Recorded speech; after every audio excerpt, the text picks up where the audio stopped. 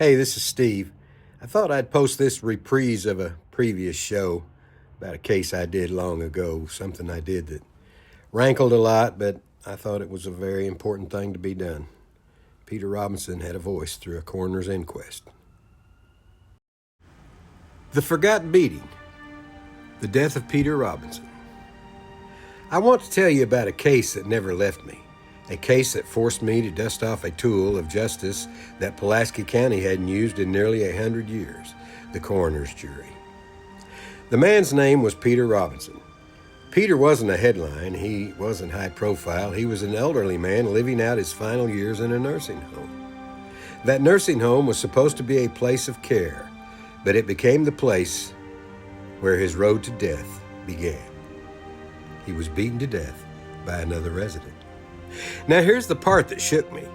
The man who killed Peter wasn't just any resident.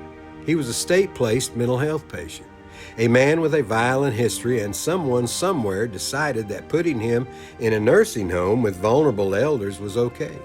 That decision cost Peter his life.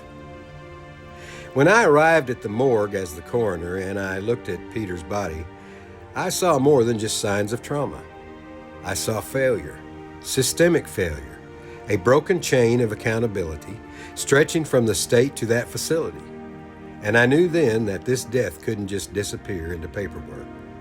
So I did something that hadn't been done in Pulaski County in nearly a century.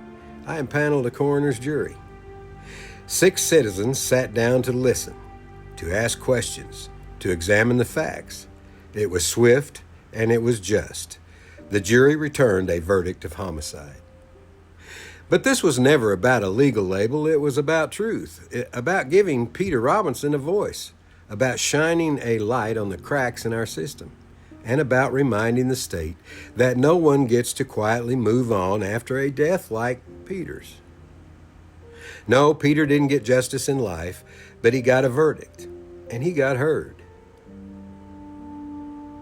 This is why I believe in the power of the coroner's office, not just as a technical role, but as a human one. And sometimes the old tools, like a jury of everyday people, are still the most powerful ones we've got.